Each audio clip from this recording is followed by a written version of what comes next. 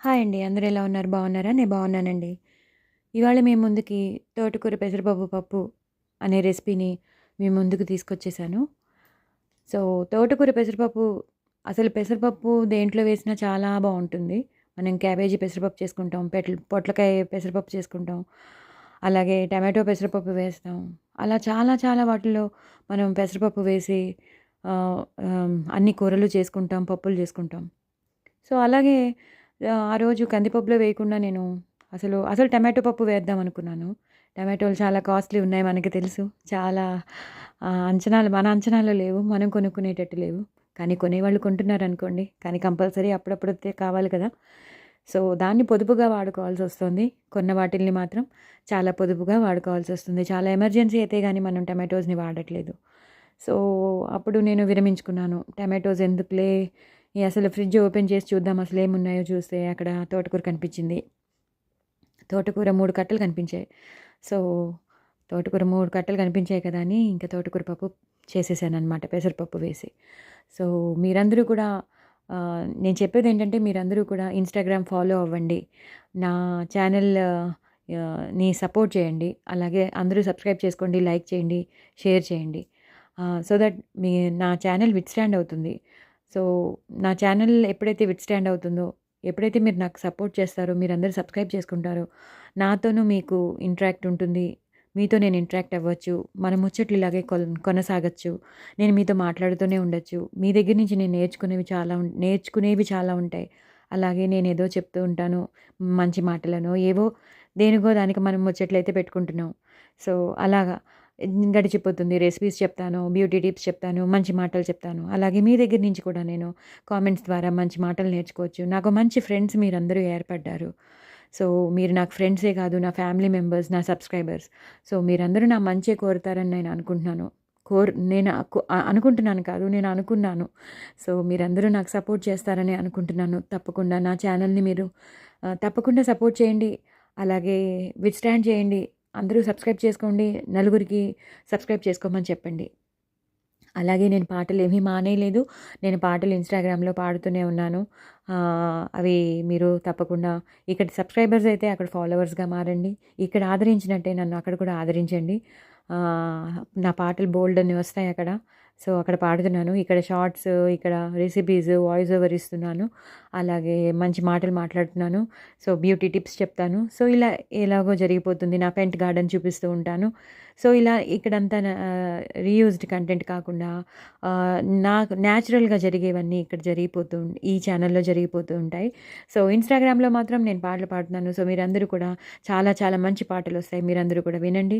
So, నలుగురికి చెప్పండి. ఇలా ఇన్‌స్టాగ్రామ్‌లో కూడా అందరిని ఫాలో అవ్వమని చెప్పండి. అలాగే మీరు నా లింక్ తప్పకుండా ప్రతి వీడియో కింద నేను షేర్ చేస్తూ ఉంటాను. సో, మీరందరూ కూడా అది చూసి మీరు ఇన్‌స్టాగ్రామ్‌లో ఫాలో అవ్వండి. అలాగే ఈ శ్రీవల్లి టాకీస్‌ని మీరందరూ తప్పకుండా సపోర్ట్ చేస్తారని కోరుకుంటున్నాను.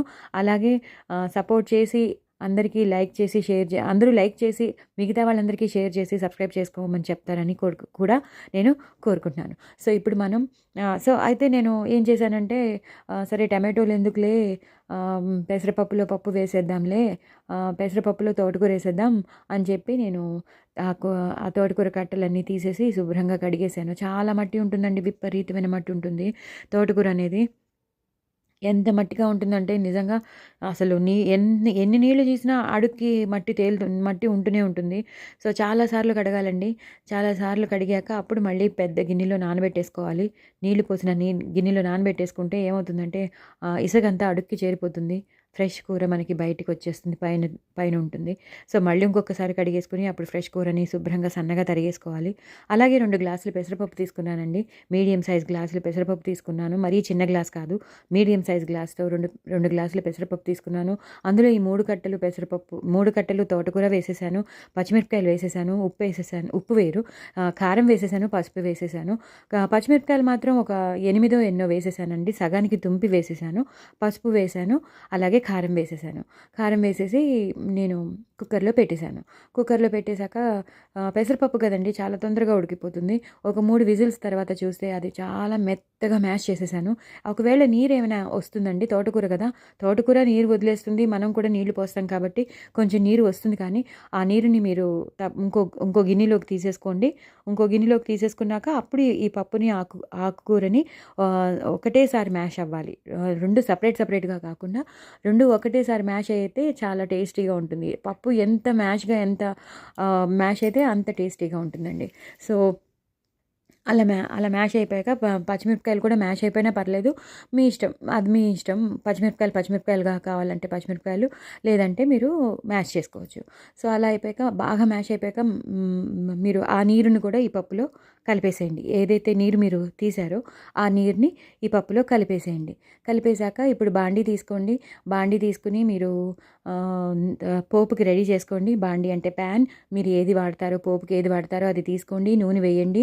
నూనె వేశాక ఆవాలు, జీలకర్ర, ఎండుమిరపకాయలు, కరివేపాకు, వెల్లుల్లిపాయలు. ఎక్కువ వెల్లుల్లిపాయలు వేసుకోవాలండి. ఒక 8, 9 వెల్లుల్లిపాయలు వేసుకోవాలి. పెద్దవైతే సగానికి కట్ చేయండి. చిన్నవైతే యాస్టీస్ వేసేసేయండి. వేసేసి ఇంగువ పోపు వేయండి. ఇంగువ మాత్రం కొంచెం ఎక్కువే పడుతుందండి. పప్పుల్లోకి, సాంబార్లోకి, చారుల్లోకి ఇంగువ ఎక్కువ వేసేసి వెంటనే మూత పెట్టేయాలండి. లేకపోతే దాని ఫ్లేవర్ బయటకు వెళ్ళిపోతుంది. సో ఆ పోపు వేసేసాక వెంటనే పోపు వేసేయాలండి. ఇది ఎక్స్ట్రీమ్లీ సారీ. ఈ పప్పుని ఎప్పుడైతే మీరు మ్యాష్ చేసేసారో, ఎప్పుడైతే నీళ్లు పోసేసారో దాన్ని స్టవ్ మీద పెట్టి మరిగించండి. బాగా మరుగుతూ ఉండాలండి. పప్పుని బాగా మరిగించాలి. సో దట్ ఒకవేళ గట్టిగా ఉందనుకోండి, ఒక గ్లాస్ నీళ్లు పోయొచ్చు. సో ఒక గ్లాస్ నేను ఏ చింతపండు వేయలేదండి. జస్ట్ పెసరపప్పులోనే కమ్మగా చేశాను. జస్ట్ పెసరపప్పులో తోటకూర వేసి చేశాను. సో కావాలంటే మీరు ఒరుగులు కూడా వేసుకోవచ్చండి. ఒరుగులు వేసిన పప్పు కూడా చాలా బాగుంటుంది.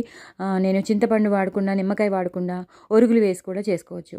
సో మీరు కావాలంటే ఒరుగులు వేసి చేసుకోండి. కావాలంటే కమ్మగా కావాలంటే ఇలా చేసుకోండి. ఒరుగులు అంటే నేను నా యూట్యూబ్లో ఉన్నాయి ఎలా చేయాలో, మామిడికాయ ముక్కలు. సో అది వేసి కూడా చేసుకోవచ్చు. సో మీ ఇష్టం అండి. అది మీ ఇష్టం బట్టి ఉంటుంది. పులుపు కావాలి అంటే ఒరుగులు వేసుకోండి. లేదు కమ్మగా కావాలంటే ఇలా చేసుకోండి. నేనైతే చింతపండు వాడలేదు. చింతపండు కావాల్సిన వాళ్ళు అది కూడా వేసుకోవచ్చు. నేను కమ్మగా తినాలని ఆ రోజు అనుకున్నాను. పెసరపప్పు కమ్మగా ఉంటేనే బాగుంటుంది మ్యాక్సిమం. సో బాగా ఎప్పుడైతే మీరు ఆ పప్పునంతా మ్యాష్ చేసేసి స్టవ్ మీద పెట్టి బాగా మరిగించేశారో చాలా మంచి వాసన వస్తుంది. పప్పు అంతా ఉడికిన వాసన వస్తూ ఉంటుంది. అందులోనే అప్పుడు తగినంత ఉప్పు వేసేసుకోండి. ఆల్రెడీ కారం వేసేసారు. ఇంకొంచెం కారం కావాలంటే ఒక 1/2 స్పూన్ కారం వేసుకోవచ్చండి. పచ్చిమిరపకాయలు ఇందాక 8 పచ్చిమిరపకాయలు తుంపి వేసేసారు కాబట్టి అవసరం లేదు. కారం వేసుకోండి. ఒక 1/2 స్పూన్ కారం వేసుకోండి. తగినంత ఉప్పు వేసుకోండి. బాగా మరుగుతూ ఉంటుందండి. ఒక గుప్పిడి కరివేపాకు వేసుకోండి. కరివేపాకు వేసుకొని బాగా కలపండి. సిమ్లో పెట్టుకోండి. హైలో పెట్టుకోవద్దు, మీడియంలో పెట్టుకోవద్దు. సిమ్లోనే పెట్టుకోండి. సిమ్లో పెట్టుకుని కలుపుతూ ఉండండి. ఎప్పుడైతే మరిగిందని తెలిసిపోయిందో మీరు ఏ ప్యాన్లో అయితే, ఏ గరిటెలో అయితే మీరు పోపు వేస్తారో అది స్టవ్ మీద పెట్టండి. నూనె వేయండి. ఆవాలు, జీలకర్ర, ఎండుమిరపకాయలు, వెల్లుల్లిపాయలు కొంచెం ఎక్కువే తీసుకోండి. 8, 9 వెల్లుల్లిపాయలు. పెద్దవైతే సగానికి కట్ చేయండి. చిన్నవైతే యాస్టీస్గా వేసేయండి. ఇంగువ మాత్రం తక్కువ వేయొద్దండి, కొంచెం ఎక్కువే పడుతుంది. సాంబార్లకి, చారులకి, పప్పుల్లోకి ఇంగువ పోపు ఉంటేనే చాలా బాగుంటుంది. ఆ ఫ్లేవర్ పప్పు ఇంకా తినాలని అనిపిస్తుంది. అది ఒక టెక్స్చర్ తీసుకొస్తుంది. అది ఒక మంచి ఫ్లేవర్ అయిన రెసిపీని తీసుకొస్తుంది. ఇంగువ లేకపోతే అసలు బాగోదు పప్పు అనేది. సో తప్పకుండా ఇంగువ వేయండి. ఇష్టం లేని వాళ్ళు స్కిప్ చేసుకోండి. కానీ మ్యాక్సిమం అందరూ ఇంగు వేసుకోండి. పప్పు కానీ, సాంబార్ కానీ, చారు కానీ. నిజంగా మీరు అందరూ ట్రై చేసి చూడండి. చాలా టేస్టీగా ఉంటుంది. చాలా చాలా టేస్టీగా ఉంటుంది. సో ఇంగు పోపు వేసాక అదంతా వేగిపోయిందని తెలిసాక మీరు ఈ మరుగుతున్న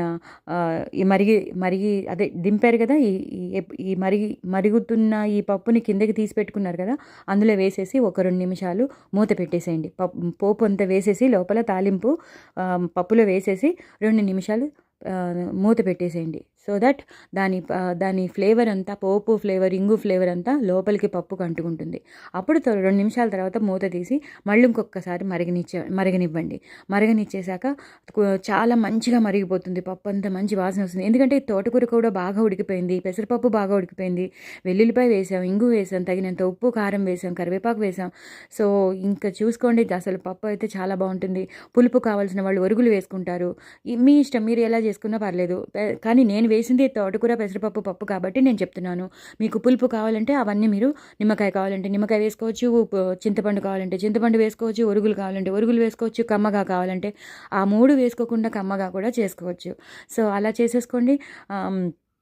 ఇంకా అయిపోయినట్టు ఎప్పుడైతే బాగా బాయిలింగ్ పాయింట్ ఎప్పుడైతే బాగా బాయిల్ అయిపోయిందో, బాగా మరిగిపోయిందో పప్పు, మీరు దింపేసేయండి. దింపేసి ఒక కొంచెం కొత్తిమీరతో గార్నిష్ చేసేసేయండి. అయిపోయిందండి తోటకూర పెసరపప్పు పప్పు. చాలా టేస్టీగా ఉంటుంది. ఎప్పుడైతే మీరు ఆవకాయ కలుపుకుంటారో, దోస ఆవకాయ వేసుకుంటారో అలాంటి వాటిల్లో నంచుకోండి. చాలా బాగుంటుంది తోటకూర పెసరపప్పు. అలాగే వేడివేడి అన్నంలో తోటకూర పెసరపప్పు కలుపుకుని నెయ్యి వేసుకుని అప్పడం నంచుకోండి. ఇంకా చెప్పలేము. వడియాలు నంచుకోండి, చిప్స్ నంచుకోండి, గోల్డ్ ఫింగర్స్ నంచుకోండి, అలాగే చల్లమిరపకాయలు ఉంటాయి అవి నంచుకోండి. ఇంకా ఏదైనా చెప్పలేమండి, ఎందుకంటే చాలా కమ్మగా ఉంటుంది కాబట్టి పెసరపప్పు పప్పు చాలా టేస్టీగా ఉంటుందండి. విపరీతమైన టేస్టీగా ఉంటుంది. పిల్లలు చాలా ఇష్టపడి తింటారు. ఒకసారి తిన్నవాళ్ళు మళ్ళీ కావాలి, ఇంకోసారి కలుపు అంటారు. నెయ్యి మాత్రం బాగా వేయండి, అస్సలు తక్కువ వేసుకోకండి. 2-3 స్పూన్లు వేసుకోండి, అప్పుడే టేస్ట్ వస్తుంది. సో, ఇవన్నీ వేసుకోండి. చాలా టేస్టీ అయిన ఇది మనం చపాతీలో కూడా నంచుకోవచ్చు. మనం ఒకవేళ కూర సాయంత్రం చేసుకోలేకపోతే తోటకూర పప్పులో మనం చపాతీలు నంచుకుని కూడా తినేయచ్చు.